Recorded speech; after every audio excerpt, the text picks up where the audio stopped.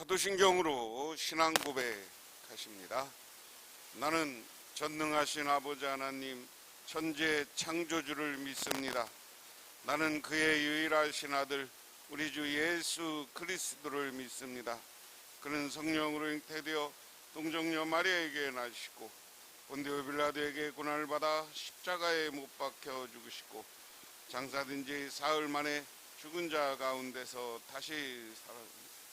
하늘에 오르시어 전능하신 아버지 하나님 우편에 앉아 계시다가 거기로부터 살아있는 자와 죽은 자를 심판하러 오십니다. 나는 성령을 믿으며 거룩한 공교회와 성도의 교제와 죄를 용서받는 것과 몸의 부활과 영생을 믿습니다. 아멘. 하나님의 말씀 봅니다. 하나님의 말씀은 로마서 7장 5절에서 13절 신약성경 248쪽입니다. 우리가 육신에 있을 때에는 율법으로 말미암는 죄의 정욕이 우리 지체 중에 역사하여 우리로 사망을 위하여 열매를 맺게 하였더니 이제는 우리가 얽매였던 것에 대하여 죽었으므로 율법에서 벗어났으니 이러므로 우리가 영의 새로운 것으로 섬길 것이요 율법 조문에 묵은 것으로 아니할지니라. 그런즉 우리가 무슨 말을 하리요? 율법이냐 죄냐 그럴 수 없느니라. 율법으로 말미암지 않고는 내가 죄를 알지 못하였으니 율법이 탐내지 말라 하지 아니하였다라면 내가 탐심을 알지 못하였으리라. 그러나 죄가 기회를 타서 내 속에서 온갖 탐심을 이루었으니 이는 율법이 없으면 죄가 죽은 것이라. 전에 율법을 깨닫지 못했을 때에는 내가 나는 죽었도다. 생명에 이르게 할 그 계명이 내게 대하여 도리어 사망에 이르게 한 것이 되었도다. 죄가 기회를 타서 계명으로 말미암아 나를 속이고 그것으로 나를 죽였는지나 이는 위로 보건대 율법은 거룩하고 계명도 거룩하고 의로우며 선하도다. 그런즉 선한 것이 내게 사망이 되었느냐? 그럴 수 없느니라. 오직 죄가 죄로 드러나기 위하여 선한 그것으로 말미암아 나를 죽게 만들었으니 이는 계명으로 말미암아 죄로 심게 되게 하려 함이라. 아멘. 오늘 제목은 영의 새로운 것으로 살아가는 인생이었습니다. 첫 번째 말씀 살피기 한번 볼까요? 같이 읽겠습니다. 바울은 오직 그리스도의 복음에 의해 의로워지고 구원에 이른다고 전합니다. 그러나 로마 교회는 율법을 중요하게 여기는 유대 그리스도인들이 있었고 그들은 교인에게 영향을 주었습니다. 바울은 율법에 대한 이해가 필요하다고 여겨 율법의 목적과 기능, 한계를 설명합니다. 율법은 본래 선하고 의로운 것이지만 사람 내면에 있는 죄가 율법의 본질과 무관하게 율법을 통해서 불의한 삶으로 드러나기 때문에 율법에서 벗어나 복음의 신앙으로 살아갈 것을 권면합니다. 질문입니다. 바울은 율법을 통해서 무엇을 알게 되었나요? 라고 해서 7절을 읽어보면 죄를 알게 되었다 하는 겁니다. 그 다음에 2번 보면 율법에서 벗어나면 무엇으로 하나님을 섬기게 된다고 합니까? 한번 그래서 우리는 율법에서 벗어나 영의 새로운 것으로 우리의 삶을 바꿔야 된다 하는 겁니다. 여러분, 위대한 종교개혁자 마틴 루터에게 프레들릭 니코우스라는 친구가 있었습니다. 널리 알려진 사람은 아니었으나 루터에게는 더할 수 없는 격려와 위로와 기쁨을 기쁨을 주는 친구였습니다. 종교개혁이 한창 진행되었고 있을 무렵 프레드릭은 불치병에 걸려 죽음을 앞두고 사랑하는 친구 루터에게 최후의 유서를 보냈습니다. 이를 받은 루터는 깊은 감회에 빠졌으나 곧 기도하기 시작했으며 하루를 온전히 기도함으로 성령께서 사랑하는 친구가 아직도 죽을 때가 안 되었다는 사실을 루터의 마음속에 확신시켜 주셨습니다. 루터는 프레드릭에게 다음과 같은 편지를 썼습니다. 내가 하나님의 이름으로 너에게 살 것을 명령한다. 왜냐하면 종교를 개혁하는 하나님의 사역에 있어서 아직도 내가 필요하기 때문이다. 주님께서는 결코 내가 죽었다는 소식을 나로 하여금 듣지 않게 할 것이다. 이것 때문에 하나님의 뜻이기에 나는 하나님의 뜻을 내게서 이루어지기를 기도한다. 나는 하나님의 이름을 영화롭게 하고자 추구함으로 이를 확신한다. 이 편지를 받은 후대들에게 병은 신속히 회복되어 의사가 선언한 불치병에서 소생되어 6년을 더 살며 루터를 도와 종교개혁을 완성할 수 있었다. 믿으십니까? 오늘 우리가 무엇으로 살아야 되느냐 하는 거죠. 세상에 이치, 세상에 모르면 불치병에 걸리면 죽어야 되는 거예요. 그런데 루터가 기도해 보니까 하나님이 아직 그는 죽을 때가 안 됐다.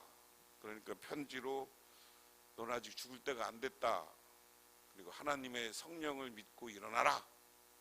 이 편지 하나 믿고 그가 기도했을 때 하나님은 이런 기적을, 회복의 능력을 만들어 주시는 줄 믿으시기 바랍니다. 그게 오늘 전체 내용이에요. 자꾸만 우리가 세상의 원리를 따라 살아가는 것, 율법도 마찬가지입니다. 율법은 그 당시 유대인들의 법이죠. 이것을 따라 사는 게 더 중요한 거냐? 우리 성령이 역사하고 우리가 성령이 이끌어가는 대로 사는 것이 중요하냐? 그래서 성령의 역사를 따라 살아가야 된다 하는 겁니다. 그래서 오늘 말씀의 묵상 글씨가 조금합니다만은 맨 앞 세 줄 한번 읽어볼까요? 시작. 법은 최소한의 도덕이다. 도덕의 법학자 엘리네크가 한 말이다. 법은 도덕과 비도덕의 경계선에 있다는 것입니다. 율법도 하나님의 백성이 지켜야 하는 최소한의 본문은 그리스도의 복음을 받아들인 신앙인이 율법주의 신앙에서 벗어나야 하는 이유를 분명하게 전하고 있습니다. 자, 그래서 우리가 말씀을 묵상하면서 우리는 어떻게 살아야 되느냐 하는 겁니다. 그래서 오늘 먼저 사도 바울은 율법의 역할과 한계에 대해서 오늘 지적을 합니다. 이 내용도 같이 읽겠습니다. 시작.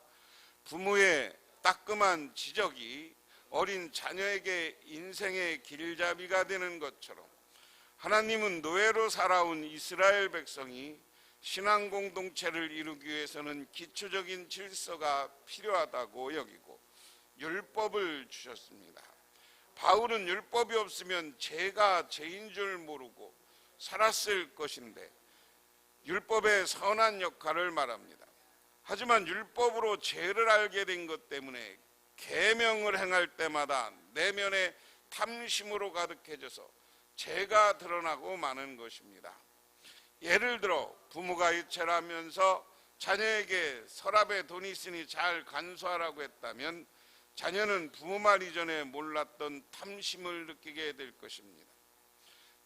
처음에는 잘 따르다가 탐심이 커지면 나중에는 부모의 명령을 죄짓는 기회로 삼게 됩니다. 율법으로 살게 되면 의도와는 상관없이 욕망을 사로잡히게 되고 종일 욕망을 누르다가 지쳐 영적으로 죽어가게 된다는 것입니다. 율법과 죄와 계명이 가진 한계입니다. 그랬습니다. 율법이 뭐냐라는 거예요. 율법. 율법은 거울과 같은 존재다. 우리가 이렇게 이야기해요. 어떤 측면에서 그러냐? 우리가 죄를 깨닫게 해. 율법은 죄를 깨닫게 해. 아, 이거 하면 안 되지. 오늘 세상 사람, 세상 일도 마찬가지예요. 세상에 수없이 많은 법이 그게 율법이거든요, 다. 그 율법은 이건 죄라는 것을 법으로 알면 아, 이건 잘못이야, 이건 죄야 우리가 알아요. 그런데 이 죄라는 걸 깨달았다고 죄를 안 져요? 응? 죄를 깨닫고 이거 안 해. 그러면 죄를 안 지면 이 사회가 지금 어떤 사회예요? 하나님 나라야. 그런데 인간의 내면에는 탐심이라고 표현됐습니다. 욕망이 있다는 거예요. 탐심과 욕망이 있어요. 모든 사람들은 이 탐심과 욕망 때문에 이 율법을 어기게 돼요. 그러고 율법을 어기게 되는데 자꾸만 이 율법을 지켜야지 하면서도 한쪽에서는 이 욕망이, 욕심이 나를 좌우한단 말이에요. 그걸 어린아이에게 돈을 맡기고 갔을 때 어린아이가 갖는 욕심, 이것에 오늘 내용은 비교를 하고 있는 거예요. 여러분, 지금 사회가 혼란한 건 뭐예요? 그렇게 하면 안 된다는 걸 알지만 수없이 많은 사람들이 그 죄라는 것, 잘못이라는 걸 알겠지만 나는 안 잡히겠지, 안 걸려들겠지, 그러면서 수없이 많은 사람들이 죄를 져. 그래요, 안 그래요? 응? 죄를 져요. 나는 안 걸리겠지. 그래서 여러분, 그 다음에 한번 죄를 지면 이걸 더 감추기 위해서 또 그것을 더 큰 죄를 져. 그러니까 율법은 있지만 율법이 우리 사람들을 완벽하게 해주느냐, 법이 우리를 죄를 안 짓게 하느냐? 아니다. 욕망 때문에 우리를 죄를 짓게 한다. 그래서 이건 율법은 죄를 깨닫게 하지만, 이 죄를 깨닫게는 하지만 이것 갖고 죄를 안 짓게는 못 만들어. 왜? 사람이 욕망에 따라 살기 때문에 그래요. 욕망에 따라. 오늘 말씀도 그 얘기예요. 5절에 이걸 세 번역으로 보면, 이전에 우리가 육신을 따라 살 때는 율법으로 말미암아 죄의 욕정이 우리 몸의 지체 안에 작용하여 죽음에 이르는 열매를 맺었다. 우리 마음속에 욕망이 작용해서 이 죄 탐심 때문에 이 다음에 결론은 뭐예요? 죽음이에요. 죽음. 죄져서 감옥 가거나 신앙적으로 얘기하면 지옥 가는 거예요. 결국 율법을 우리를 지옥 가는 거에서 벗어나게 할 수 없다. 그래서 율법은 뭐냐? 이게 한계다 하는 겁니다.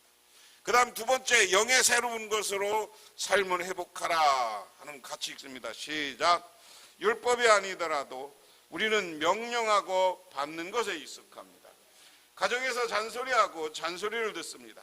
직장에서도 마찬가지입니다. 명령하고 명령을 받습니다.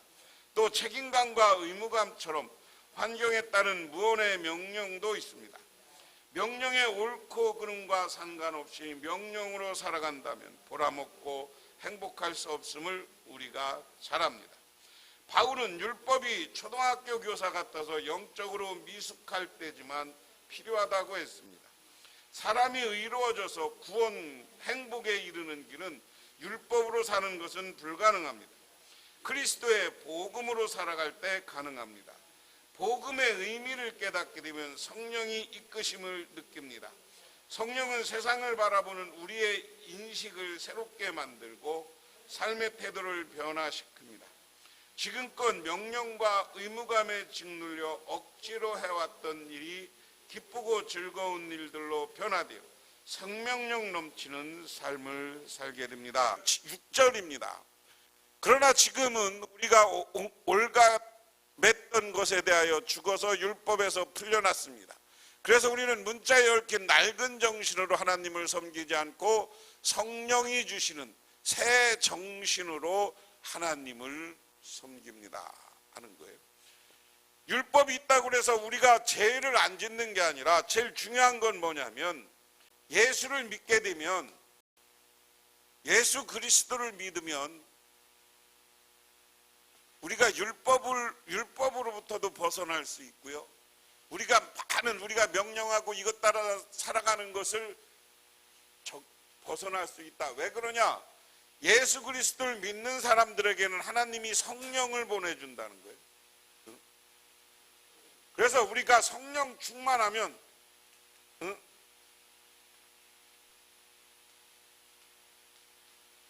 성령 충만하면 자발적 참여, 우리가 이게 제일 중요한 겁니다.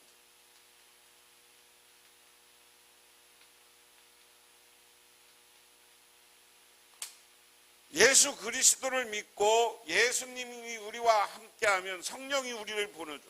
성령을 보내. 그래서 우리가 성령을 받으면 성령이 우리의 삶을 이끌어간답니다. 성령이 우리의 삶을 이끌어가다 보니까 모든 일에 율법이 죄라는 거 알면 이 성령이 우리 속에 있는 탐심과 욕망을 제어해줘, 눌러줘. 아니야, 우리 하나님은 그렇게 살라고 하지 말라고 그랬어. 그래서 성령이 우리를 이끌어가서 우리 사람은 그대로 내버두면 저 욕망에 지지만 성령이 우리와 함께하면 욕심과 욕망으로부터 승리하게 해요. 믿으십니까?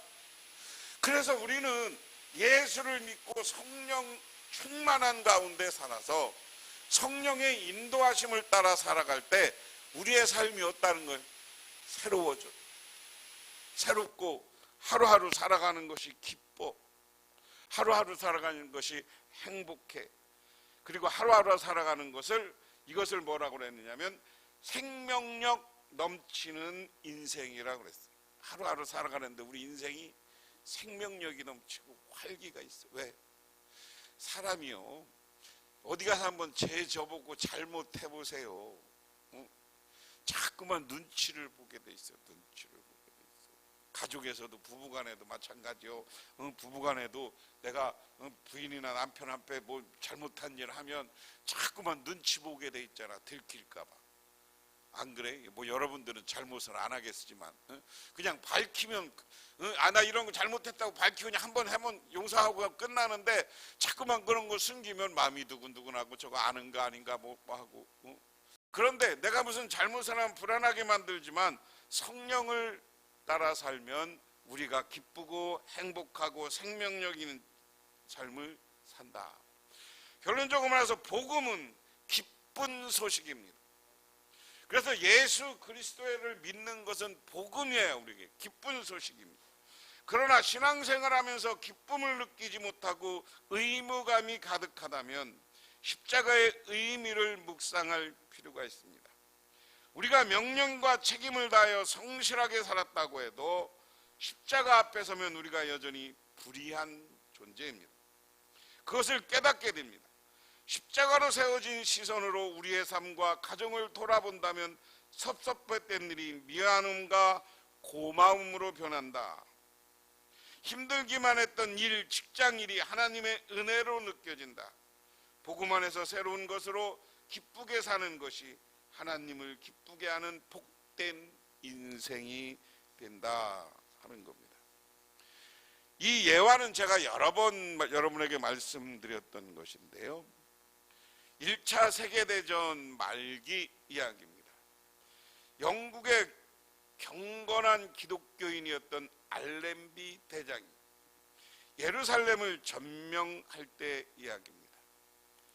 알렌비는 영국 정부로부터 팔레스타인을 정복할 것을 명령받았습니다. 또 세계 1차 대전 때는 이스라엘이 있었습니까? 없었습니까? 이스라엘의 나라가 있었습니까? 없었습니까?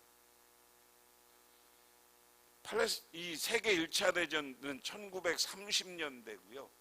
이스라엘이 정식으로 나라로 독립한 게 1948년.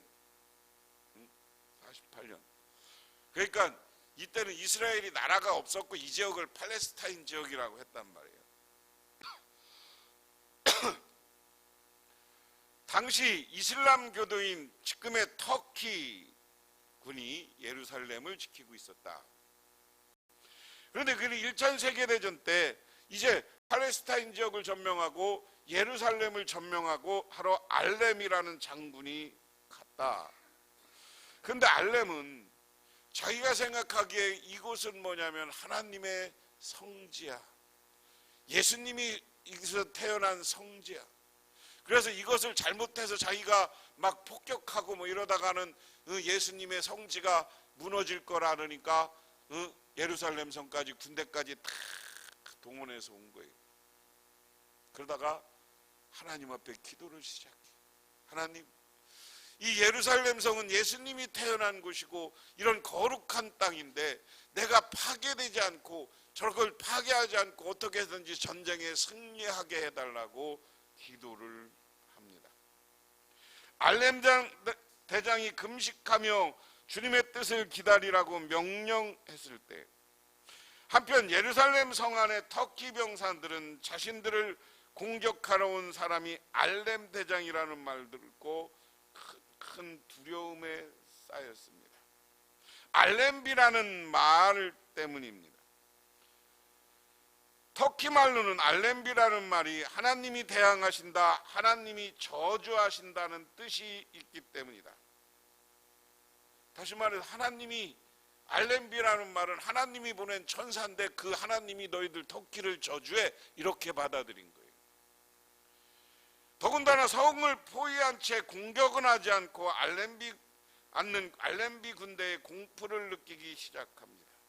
결국 강하고 독하기가 영국 병사보다 더 이름난 터키 병사임에도 알렘비 군대에게 두려움을 느끼고 전쟁할 뜻을 잃어버립니다. 전의를 상실합니다.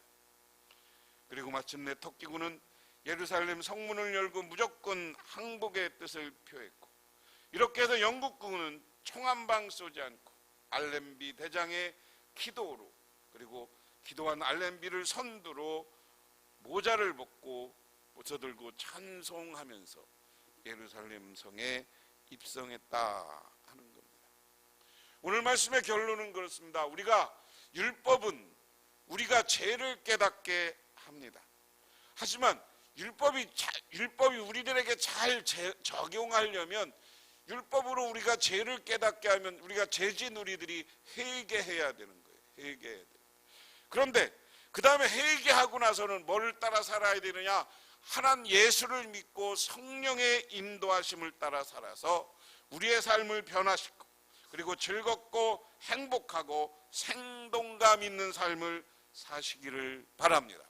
그리고 그렇게 살아서 여러분들이 승리하는 인생, 성공하는 인생, 복받는 인생이 되시기를 주님의 이름으로 축원합니다. 기도하겠습니다.